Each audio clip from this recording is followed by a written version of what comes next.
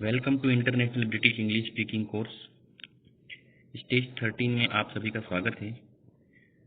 इस स्टेज में हम सीखने वाले हैं आसानी से अंग्रेजी याद रखने के लिए अभ्यास ढांचा।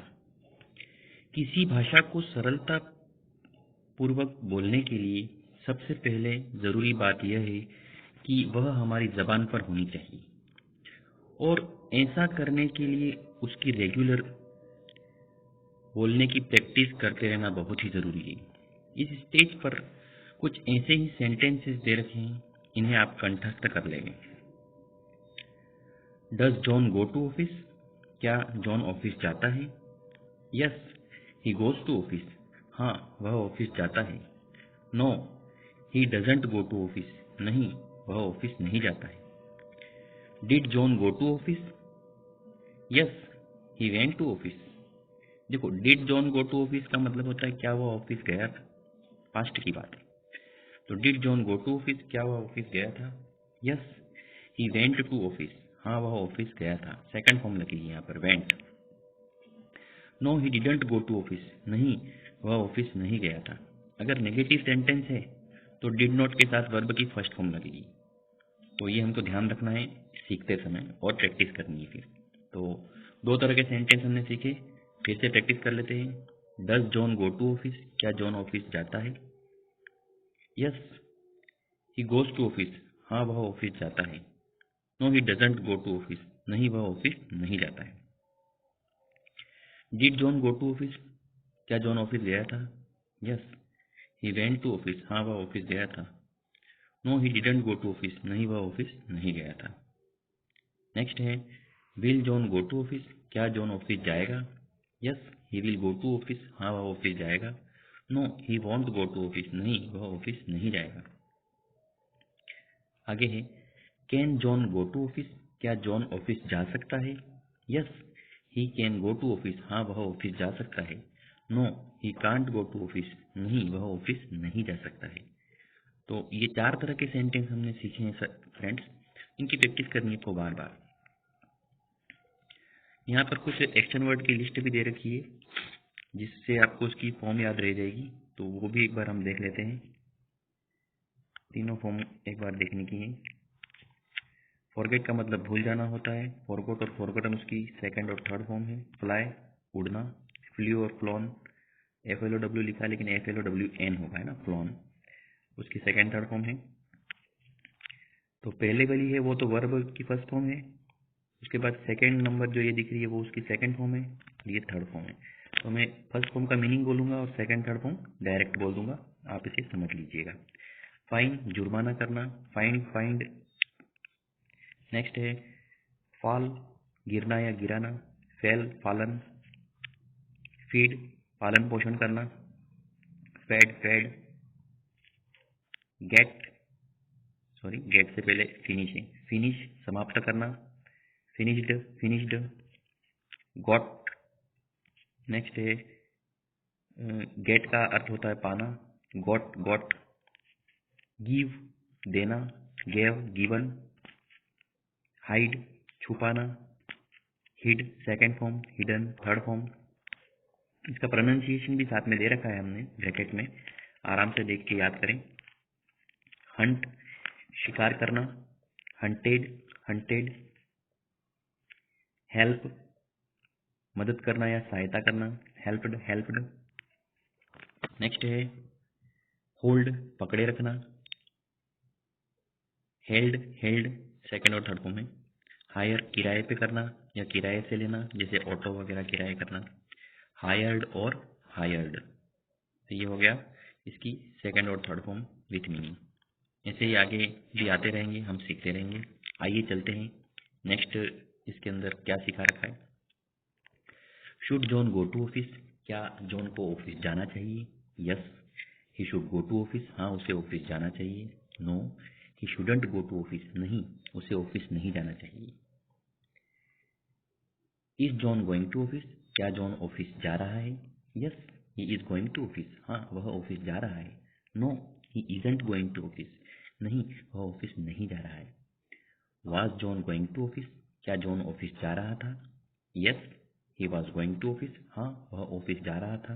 No he wasn't going to office, नहीं वह ऑफिस नहीं जा रहा था। Has John gone to office, क्या जॉन ऑफिस जा चुका है?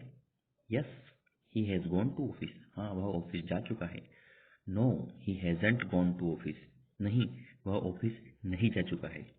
तो फ्रेंड्स ये था हेल्पिंग वर्ब से स्टार्ट होने वाले क्वेश्चन और उनके आंसर्स, पॉजिटिव और नेगेटिव दोनों तरह के। यहाँ पर कुछ मस्ट नो बॉक्स में कुछ कॉन्ट्रैक्टेड फॉर्म्स दे रखी हैं, तो हम वो भी पढ़ लेते हैं। आई हैड या आई वुड को आइड बोलते हैं, हैड नॉट को बोलेंगे I hadn't, I would not को बोलेंगे आईड नॉट या आई वुडंट, वी हैड या वी वुड को बोलेंगे वीड, यू हैड या यू वुड को बोलेंगे यूड, दे हैड और दे वुड को बोलेंगे दैड, ही इज या ही हैज को बोलेंगे has, he he's, she has या शी इज को शीज, शी इज या शी हैज को बोलेंगे ईट्स, सॉरी ईट इज और ईट हैज को बोलेंगे ईट्स, आई विल को बोलेंगे आइल, वी विल को बोलेंगे वील, यू विल को बोलेंगे यूल, दे विल को बोलेंगे डेल, ही विल को बोलेंगे हेल, हील हील बोलेंगे, शी विल को बोलेंगे शील, इट विल को बोलेंगे इटिल। तो ये कॉन्ट्रैक्टेड फॉर्म्स अक्सर सेंटेंसेस के साथ दी हुई रहती हैं, हमको पता रहना चाहिए। आइए ऊपर हमने जो भी टेबल सीखी उसको हम इस टेबल से और अच्छे से प्रिपेयर कर सकते हैं, तो ध्यान देंगे हम। इन सभी प्रकार के प्रश्नों में बहुत ज़्यादा अंतर नहीं है, यह बात आप नीचे दी गई टेबल से आसानी से समझ सकते हैं। ऊपर हमने अभी 7-8 तरह के क्वेश्चंस यस नो टाइप के सीखे हैं, तो उसका बेसिक स्ट्रक्चर बहुत ही कॉमन है, तो हमको ये एक बार माइंड में फिट कर लेना है कि कैसे क्वेश्चन का कैसा आंसर आता है या किसके साथ कौन सी फॉर्म लगती है। देखिए 1 से 5 तक में जो भी वर्ड्स दे रखे हैं, do does did will can, do नहीं है, does did will can should, इनके साथ हमेशा वर्ब की फर्स्ट फॉर्म ही आएगी कैसा भी क्वेश्चन हो, और इज वॉज के साथ आईएनजी फॉर्म आएगी और हैज के साथ थर्ड फॉर्म आएगी। तो ये हमको याद रखना है और फिर प्रैक्टिस करनी है। Do did will can should के साथ अगर आप वर्ब की फॉर्म लगा रहे हैं और वो एक्टिव वॉइस में ही है तो वो फर्स्ट फॉर्म आएगी, अगर पैसिव वॉइस हो और बी हो तो फिर थर्ड फॉर्म आती है, वो हम आपको बाद में सिखाएंगे, अभी इसकी चिंता नहीं करनी है। डज डिड विल कैन और शुड ये 1 2 3 4 5 में दे रखे हैं, तो इनके साथ हमेशा वर्ब की फर्स्ट फॉर्म आएगी, और इज और वॉज अगर दे रखा हो तो उनके साथ वर्ब की आईएनजी फॉर्म आएगी, और हैज से क्वेश्चन स्टार्ट हो रहा है तो ऑटोमेटिक ही वर्ब की थर्ड फॉर्म उसके अंदर लग जानी चाहिए, तब हमारी इंग्लिश स्पीकिंग करेक्ट या परफेक्ट होगी। तो आइए प्रैक्टिस कर लेते हैं एक बार कि हमको कैसे जबान पे इसको फिट करना है। Does John go to office, did John go to office, will John go to office, can John go to office, should John go to office, is John going to office, was John going to office, has John gone to office. तो इनसे बार बार इस structure की practice करनी है। John की जगह पर आप ही, शी, इट, किसी एक व्यक्ति का नाम, माय ब्रदर, माय सिस्टर, ये सब फिट करके प्रैक्टिस कर सकते हैं। तो मैं एक बार विथ मीनिंग फिर से आपको बोल के बता देता हूँ ताकि आपको सीखने में सुविधा रहे। Does John go to office, क्या जॉन ऑफिस जाता है? Did John go to office, क्या जॉन ऑफिस गया था? Will John go to office, क्या जॉन ऑफिस जाएगा? Can John go to office, क्या जॉन ऑफिस जा सकता है? Should John go to office, क्या जॉन को ऑफिस जाना चाहिए? अब देखिए 6 और 7वें नंबर पे इज वॉज का यूज है। Is John going to office, क्या जॉन ऑफिस जा रहा है? Was John going to office, क्या जॉन ऑफिस जा रहा था? और लास्ट और 8वां नंबर का, 8th नंबर का, has John gone to office, क्या जॉन ऑफिस जा चुका है? तो फ्रेंड्स ये जो हमने अभी सीखा है ये एक प्रैक्टिस स्ट्रक्चर है और इसको बार बार हमको प्रैक्टिस करना है। वीडियो को बार बार देखें, शेयर और सब्सक्राइब भी करें ताकि आने वाले नए वीडियोस आपके सामने आ जाएं। और आप स्टेज 13 सीख रहे हैं तो इसके पहले की स्टेजेस भी इसमें बनी हुई हैं, इसको खोल के प्रैक्टिस करें, तो रेगुलर प्रैक्टिस का आपको बहुत ही बेनिफिट मिलेगा। और जैसे does John go to office, yes he goes to office, answer में गोज आएगा, क्योंकि डज से क्वेश्चन स्टार्ट होता है तो आंसर में एक्शन वर्ड के साथ एस ई एस जुड़ता है। Yes he goes to office. Negative में no he doesn't go to office हो जाएगा। ये ध्यान रखना है बोलते समय, मतलब माइंड में फिट हो जाना चाहिए, जबान पे फिट हो जाना चाहिए, गलती होनी नहीं चाहिए, इतनी प्रैक्टिस करनी पड़ेगी। Did John go to office? Yes he went to office.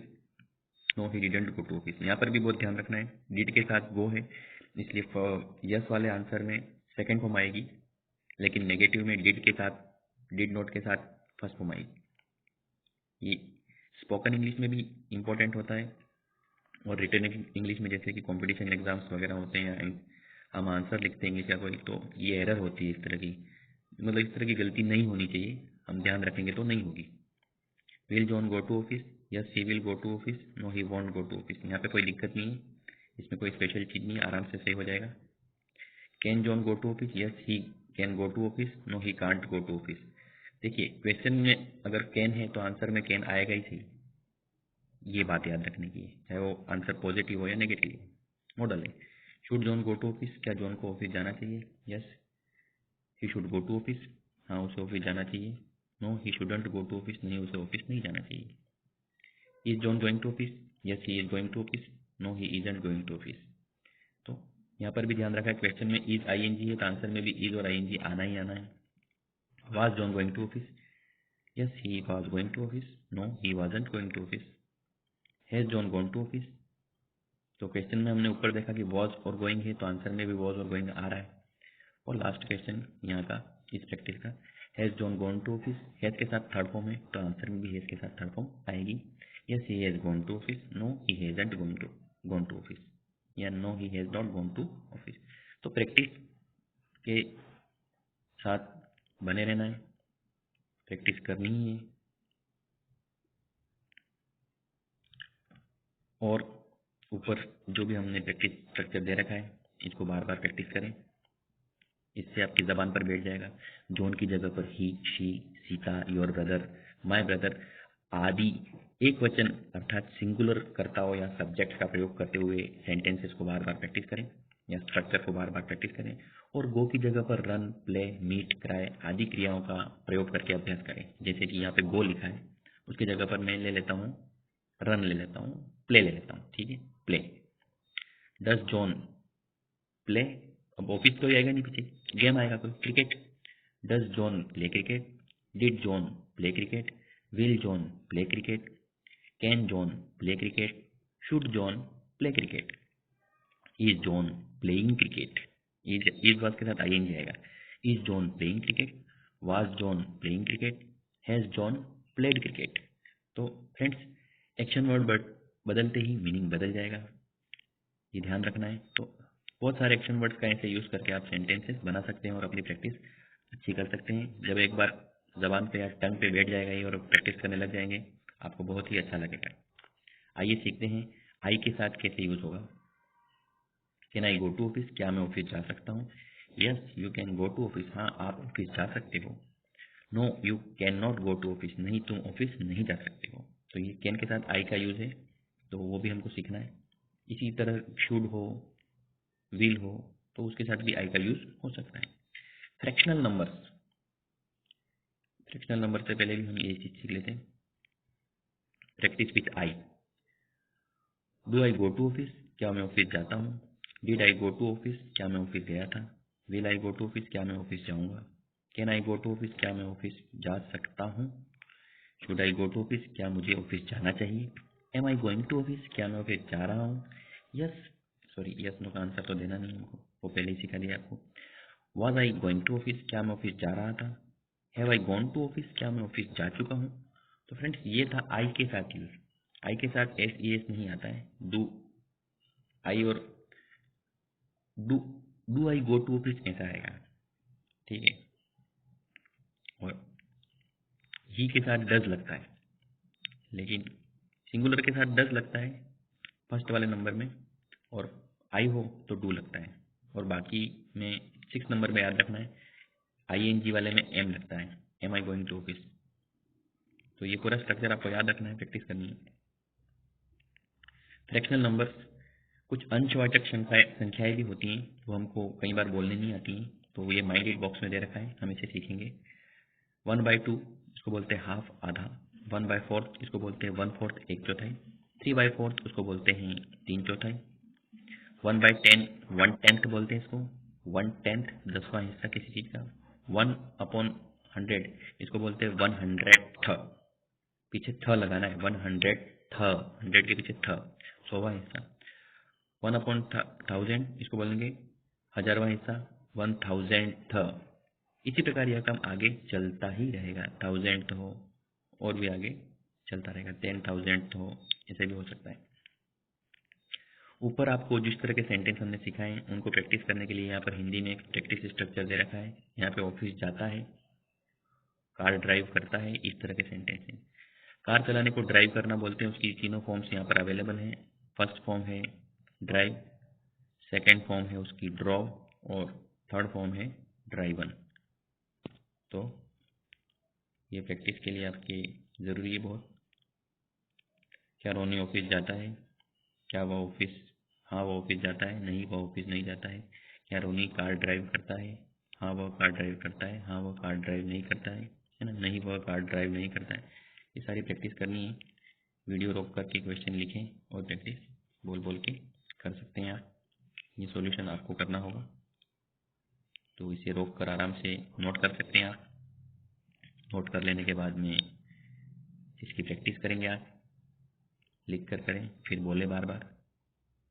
एक बार आपके माइंड में फिट हो जाएगा, सेंटेंस जबान पे फिट हो जाएगा, फिर आपको दिक्कत नहीं होगी, बहुत कम दिक्कतों का सामना करना पड़ेगा।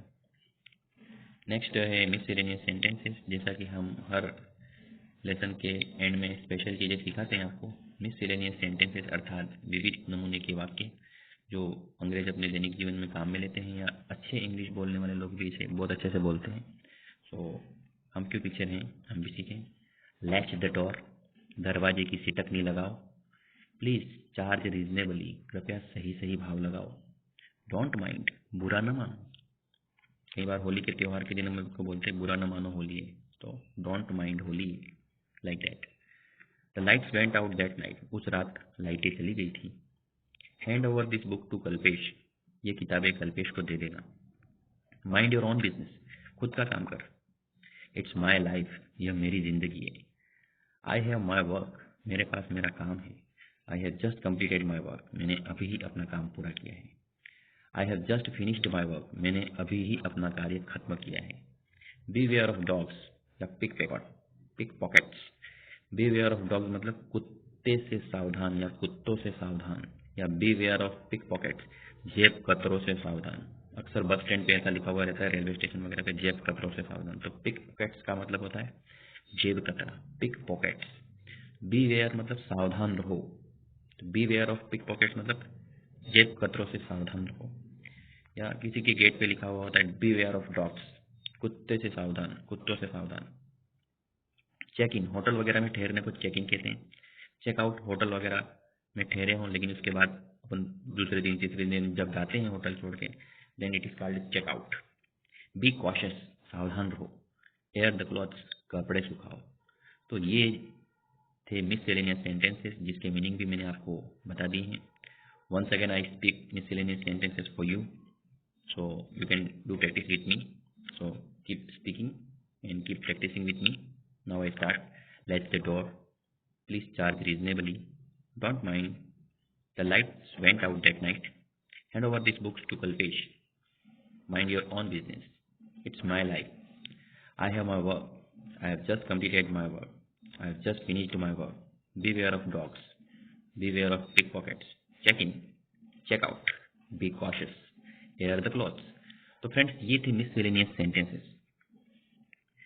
अब है कुछ special genders, special in genders.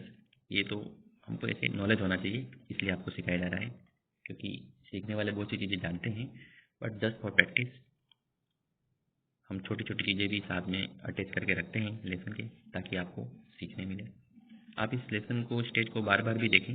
हो सकता है आपको एक साथ सीखने में कुछ दिक्कत भी होती हो, पर स्टेज हमने बना रखी है और हम अलग अलग वैरायटी का कुछ न कुछ इसमें मिक्स करते हैं ताकि आपको सीखने मिले। There are 4 kinds of gender, 4 तरह के जेंडर होते हैं। मैस्कुलिन जेंडर, जैसे कि पुरुष कोई भी मेल जैसे किंग है, बॉय है, मैन है, ये सब मैस्कुलिन जेंडर कहलाते हैं।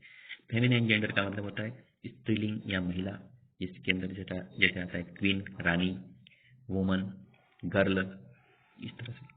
कॉमन जेंडर के अंदर कोई भी पोस्ट वगैरह आप लगा सकते हैं, जैसे कि डॉक्टर, टीचर, इंजीनियर, ये कॉमन है। इसका जेंडर स्त्री पुरुष दोनों के लिए एक ही जैसा शब्द काम में आता है, जैसे डॉक्टर मेल हो या फीमेल हो, कोई दिक्कत नहीं। न्यूटर जेंडर, न्यूटर जेंडर का मतलब होता है नॉन लिविंग थिंग, जैसे कि book, copy, pen, table, chair, ये सब। नीचे दिए गए कुछ और शब्द हैं, जैसे टीम, बंच, मॉब, क्राउड, ये कलेक्टिव नाउन्स हैं। इनको भी ज़्यादातर न्यूटर जेंडर की कैटेगरी में रखा जाता है। छोटे बच्चे और छोटे जीव को भी इसी जेंडर में रखा जाता है। और एब्स्ट्रैक्ट नाउन जैसे कि ब्रेवरी, हाइट, इस तरह की जो भाववाचक संज्ञाएं होती हैं उनको भी न्यूट्रल जेंडर में रखा जाता है। तो फ्रेंड्स, ये थे शॉर्ट में जेंडर के कुछ खास बातें, masculine gender, feminine gender, common gender और न्यूट्रल जेंडर। उसके बाद हम ये स्टेज को फिनिश कर चुके हैं। अब आपको इसकी बहुत प्रैक्टिस करनी है। और friends, please subscribe the channel. आपको अगर लेसन पसंद आया हो तो आप लाइक बटन पे क्लिक करें, लाइक ऑप्शन पे क्लिक करें, और इसको शेयर और सब्सक्राइब करना न भूलें। बेल आइकन को ज़रूर प्रेस करें ताकि आपको आने वाले नए वीडियोस भी दिखने का चांस मिले, उसका नोटिफिकेशन आपके पास आता रहेगा। और इसके अलावा भी इस चैनल से कुछ ना कुछ और एजुकेशनल हम बनाते रहेंगे, इसका बेनिफिट आपको मिलता रहेगा। तो फ्रेंड्स, हमने स्टेज 13 कंप्लीट कर ली है। इसके पहले की स्टेजेस अगर आपने नहीं स्टडी करी हो तो चैनल पर अवेलेबल है। आप चैनल को ओपन करिए, सर्च करिए, आपको ये अवेलेबल हो जाएगा। कोशिश करेंगे इसके लिंक्स वगैरह भी हम इसके अंदर अवेलेबल करवाएं। आप ज़रूर नीचे देखिएगा। तो फ्रेंड्स, अब तक के लिए इतना इनफ है। नेक्स्ट स्टेज में मिलेंगे हम आगे आपको। तब तक के लिए goodbye, take care, and thank you for watching this video.